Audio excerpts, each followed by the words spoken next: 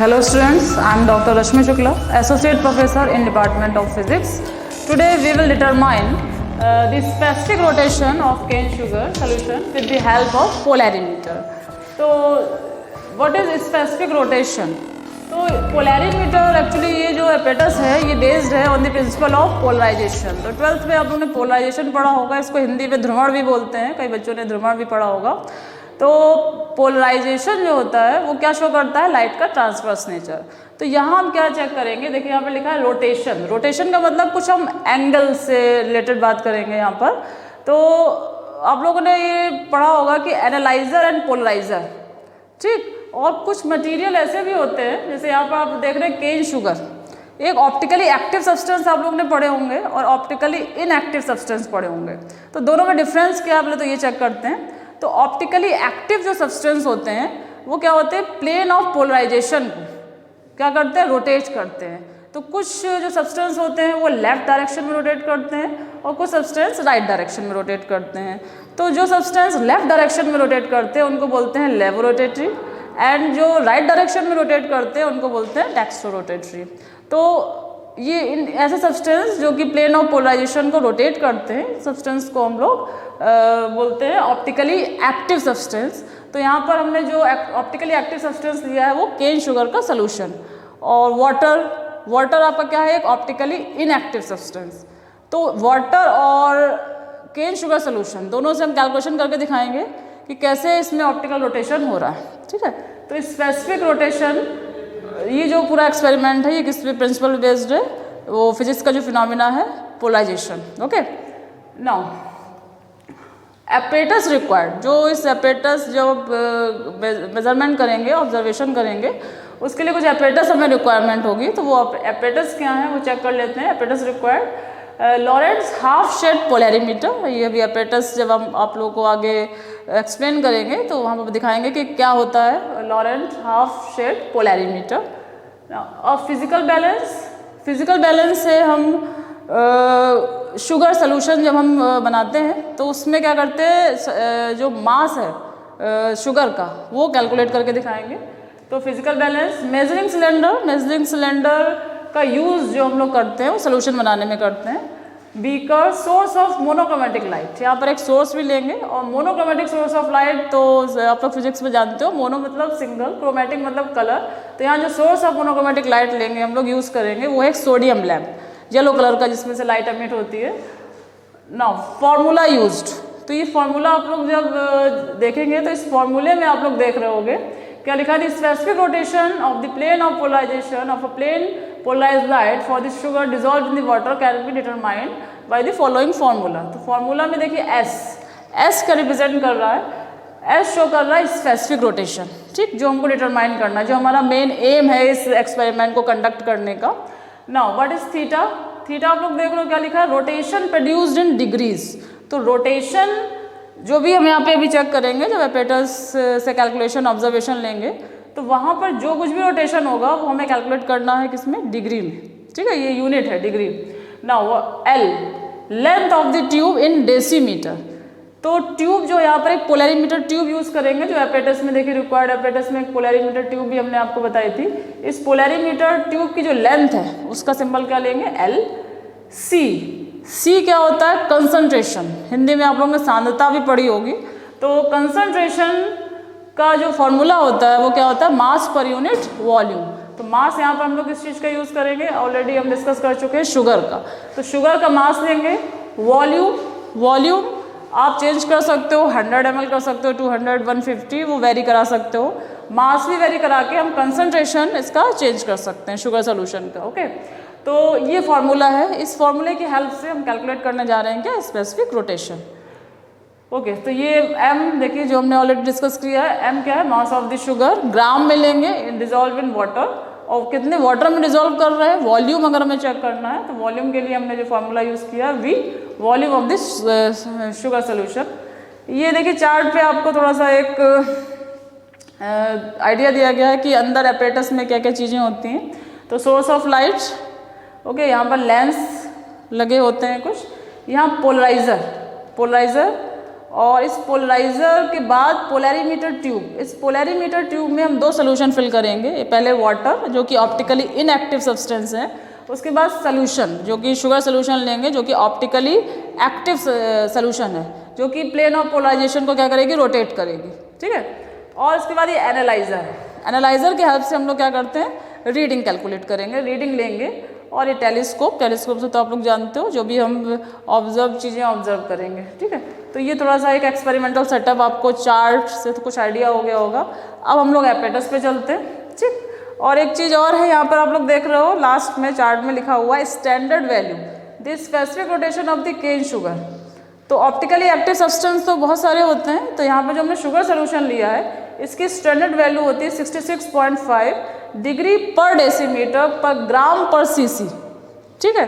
तो ये जो है स्टैंडर्ड वैल्यू, तो हम एक्सपेरिमेंट परफॉर्म करने जा रहे हैं। अब जरा चेक करते हैं कि जो हमारी ऑब्जर्व वैल्यू आएगी यानी कि एक्सपेरिमेंटल वैल्यू आएगी वो स्टैंडर्ड वैल्यू के अप्रॉक्स आती है, कैसे आती है वो भी हम चेक करने जा रहे हैं। तो उसके लिए हम एपेटस पे चलते हैं, रीडिंग जरा चेक करते हैं। स्टूडेंट्स, ये है पोलैरीमीटर एक्सपेरिमेंट।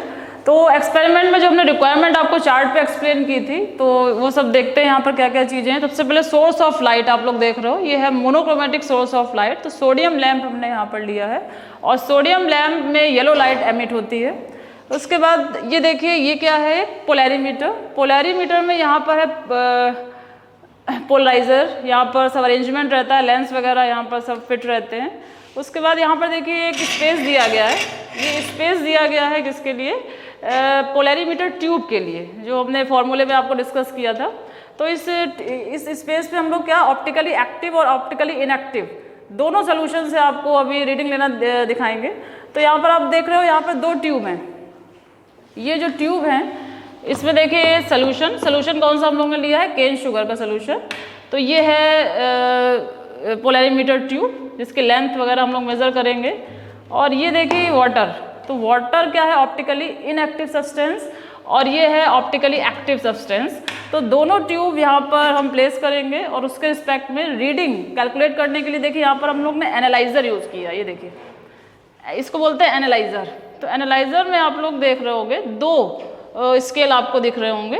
तो ये देखिए 0, 10, 20, 360 तक जो ये रीडिंग जो कैलकुलेट करके दिखाएगा इसको बोलते हैं मेन स्केल, और इसको शॉर्ट में MS भी बोलते हैं। ये और ये जो मूव कर रहा है, ये देखिए ये जो मूव कर रहा है स्केल, इसको बोलते हैं वर्नियर स्केल। तो सबसे पहले क्या करना है हमको, रीडिंग लेने के लिए हर एक एपेटस की लीस्ट काउंट कैलकुलेट करनी पड़ती है। हम ये ऑलरेडी डिस्कस कर चुके हैं कि व्हाट इज़ लीस्ट काउंट, तो एक बार और डिस्कस कर देते हैं कि व्हाट इज़ लीस्ट काउंट। तो लीस्ट काउंट हर एक पर्टिकुलर एपेटस का डिफरेंट होता है। तो लीस्ट काउंट क्या होता है, नाम से आपको कुछ समझ में आ रहा हो, कुछ हिंदी मीडियम के स्टूडेंट्स होंगे उन्होंने अल्पतमांक करके पढ़ा होगा। तो व्हाट इज़ लीस्ट काउंट, तो लीस्ट काउंट क्या होता है, मिनिमम वैल्यू जो हम किसी भी एपेटस से मेज़र कर सकते हैं विदाउट एरर। तो सबसे पहले चेक करते हैं कि इस एपेटस की लिमिटेशन क्या है, यानी कि मिनिमम वैल्यू हम किससे फाइंड आउट कर सकते हैं। तो उसके लिए देखिए फिर आपको एनालाइज़र पर फोकस करना पड़ेगा, जो हमने बताया था मेन स्केल। तो फॉर्मूला अगर आप लोगों को रिमेंबर हो तो फॉर्मूला हमने ऑलरेडी डिस्कस किया था क्लास में, कि फॉर्मूला जो होता है वो होता है least count is equal to value of 1 division of main scale upon total divisions of vernier scale. तो 1 डिवीजन देखिए कैसे कैलकुलेट करेंगे इसका, 0 और 10, इन 0 और 10 डिग्री के बीच में आप लोग देख रहे होंगे नंबर ऑफ डिविजन्स हैं 10।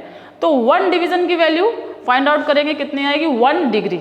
तो 1 degree upon total divisions of vernier, vernier पर टोटल डिविजन्स कितने हैं काउंट करेंगे 10। तो 1 अपॉन 10, तो यानी कि 0.1। आफ्टर कैलकुलेशन लिस्ट काउंट कितना आया 0.1, और यूनिट आप लोग क्या लिखोगे, डिग्री। क्यों डिग्री, ये आप लोग देख रहे हो ना रोटेशन में, ऐसे हम लोग कैलकुलेशन करना है। अब ऑब्जर्वेशन टेबल देखते हैं हम लोग, और पहले इसकी रीडिंग चेक करते हैं कैसे लेते हैं। तो हमने पहले से बताया आपको कि ये जो सोल्यूशन और वाटर, इन्हीं दोनों से हम लोग को काम करना है। तो सबसे पहले क्या करोगे, ये जो वाटर फील्ड, ये जो पोलैरीमीटर ट्यूब है इसको यहाँ प्लेस करेंगे, क्लोज करेंगे। और ये देखिए सोडियम लैंप, ये ऑप्टिकली इनएक्टिव मटेरियल है, सोल्यूशन है, तो ये प्लेन ऑफ पोलराइजेशन को रोटेट नहीं करेगा। तो पहले इससे रीडिंग लेंगे हम लोग, उसके बाद ऑप्टिकली एक्टिव सब्सटेंस से लेंगे।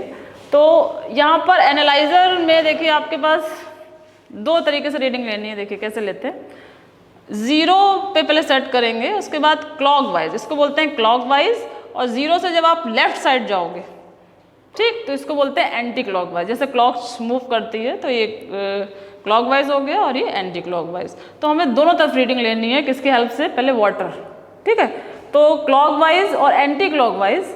हाँ, एक चीज़ और है, जब आप एंटी क्लॉकवाइज रीडिंग लेंगे तो ध्यान रखिएगा, हम लोग अपोजिट डायरेक्शन में जा रहे हैं, तो जो भी रीडिंग आएगी आपकी, जैसे सपोज करिए 310 आई, तो 310 आप लोग नहीं लिखोगे, क्या लिखोगे, 360 माइनस 310, है ना। 310 क्या करोगे आप, 360 से माइनस करोगे, माइनस नहीं करोगे तो आपकी रीडिंग रॉन्ग हो जाएगी, क्योंकि आप 0 से इधर मूव कर रहे हो, तो इतना आप रोटेशन हुआ है, ना कि 310, ओके।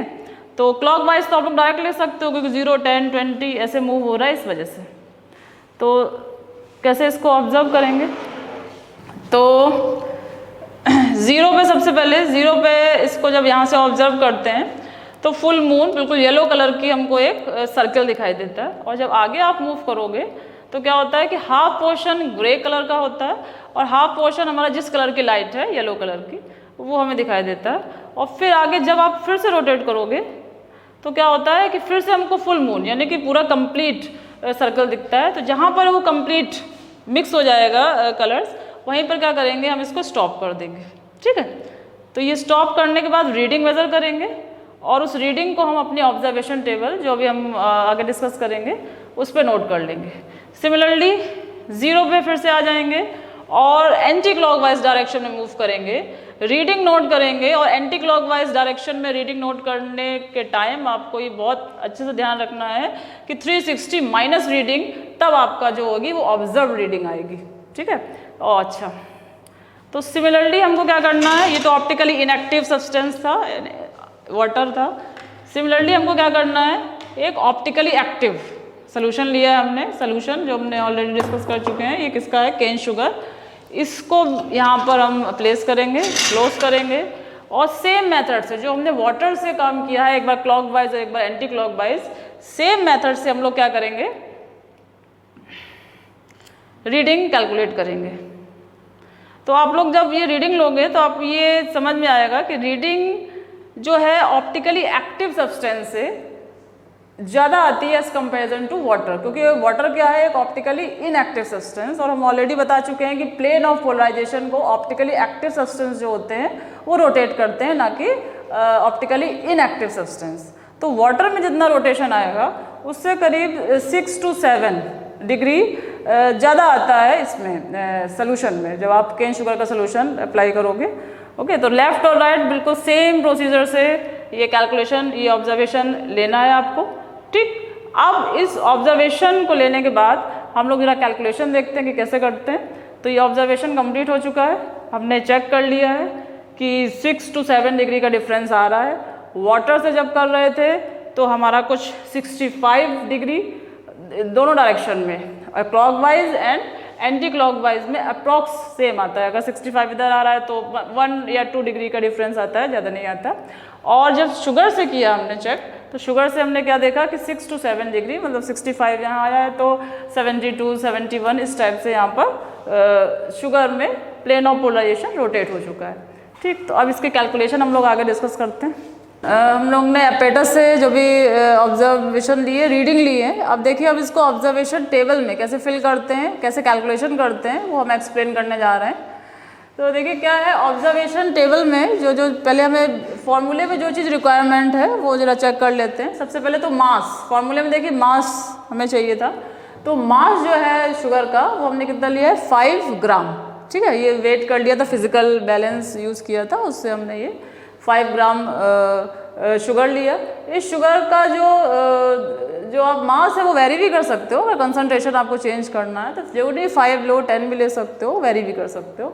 इसी तरह वॉल्यूम, तो वॉल्यूम जो हम इस पर्टिकुलर जो हमने एक्सपेरिमेंट किया है, फिलहाल हमने 100 सेंटीमीटर क्यूब रखा है, तो ये भी हम वेरी कर सकते हैं। अगर हम कंसंट्रेशन चेंज करना चाहें तो 100 का 50, 150, 200 है ना, तो इसको भी चेंज कर सकते हैं। तो कंसंट्रेशन आपके हाथ में है, आप कोई भी कंसंट्रेशन बना सकते हो, ओके। तो फिलहाल हमने यहाँ पर क्या बनाया है, 5/100 का। देखिए कंसंट्रेशन का जो फॉर्मूला होता है C = क्या लिखा है, M/V। तो मास अपॉन वॉल्यूम, मास 5 ग्राम अपॉन वॉल्यूम कितना लिया है 100 cc, तो 5/100 जब आप कैलकुलेशन करोगे तो कंसंट्रेशन जो आएगी वो आएगी 0.05। तो इस पर्टिकुलर कंसंट्रेशन के लिए हम लोग चेक कर रहे हैं कि प्लेन ऑफ पोलराइजेशन हमारा कितना रोटेट होगा। ओके, तो कंसंट्रेशन हम बता चुके हैं, इसको चेंज भी कर सकते हो, वेरी कर सकते हो, वॉल्यूम चेंज करके या फिर मास चेंज करके। ओके, अब आते हैं ऑब्जर्वेशन टेबल पे। तो ऑब्जर्वेशन टेबल पे आप लोग देख रहे हो क्या लिखा है, एनालाइजर रीडिंग। तो जो भी रीडिंग हमने ली है मेन स्केल की, वर्नियर स्केल की, वो सब किसके थ्रू ली है, एनालाइजर के थ्रू। और लीस्ट काउंट हमने कैलकुलेट करके आप लोग को दिखाया था। लीस्ट काउंट का जो फॉर्मूला होता है क्या होता है, value of 1 division of main scale upon total division of vernier scale. तो जब उससे कैलकुलेशन किया गया तो कितना आया था 0.1, जो हम ऑलरेडी डिस्कस कर चुके हैं। तो 0.1 लीस्ट काउंट। अब लीस्ट काउंट का यूज टेबल में कहाँ है, पहले तो ये देखिए, टेबल में आप लोग देख रहे हो क्या लिखा है, प्योर वाटर क्लॉकवाइज और एंटी क्लॉकवाइज, तो दोनों डायरेक्शन में हमने रीडिंग ली है। और इस लीस्ट काउंट का देखिए कहाँ पर यूज है, MS VS। पहले MS और VS का फुल फॉर्म जान लेते हैं। MS मतलब main scale, VS vernier scale. तो वर्नियर स्केल में देखिए हमने इस 0.1 का क्या किया है, मल्टीप्लाई। जो भी वर्नियर स्केल की रीडिंग आती है उसमें लीस्ट काउंट का मल्टीप्लाई किया जाता है और मेन स्केल हम लोग डायरेक्ट लिखते हैं। तो देखिए रीडिंग फिल कर ली हमने, मेन स्केल की रीडिंग डायरेक्ट डिग्री में। वर्नियर स्केल में 10 डिविजन्स होते हैं, उन 10 डिविजन्स में से एक डिवीजन ऐसा होता है जो मेन स्केल से पॉइंट टू पॉइंट मैच करता है, तो वो 5th डिवीजन था।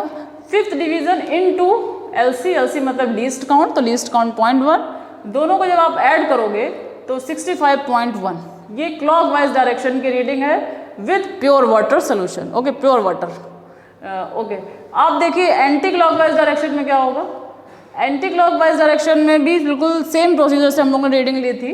तो मेन स्केल की रीडिंग आई थी 65 डिग्री, वर्नियर स्केल की जो डिवीज़न मैच कर रहा था वो था 8th डिवीज़न, और इसमें हमने लीस्ट काउंट का जब मल्टीप्लाई किया तो 0.1, दोनों को ऐड किया 65.8।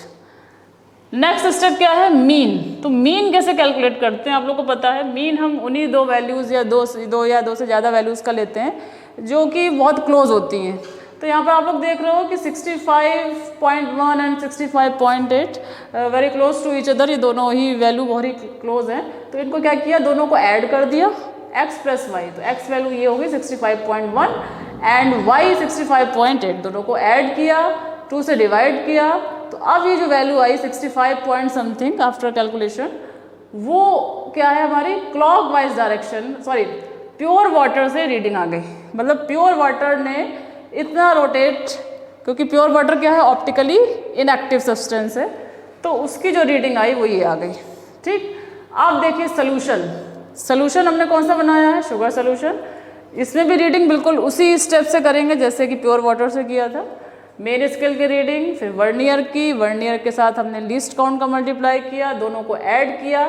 एंटी क्लॉकवाइज डायरेक्शन में भी सेम प्रोसीजर किया, 71.9 आया, दोनों को ऐड किया, मीन कैलकुलेट करी, ये देखिए बी की वैल्यू आ गई तो 71 पॉइंट समथिंग। तो यहाँ आप देख रहे हो कि जो सोल्यूशन था शुगर सोल्यूशन, उसका जो रोटेशन आ रहा है वो क्या है, ग्रेटर देन प्योर वाटर।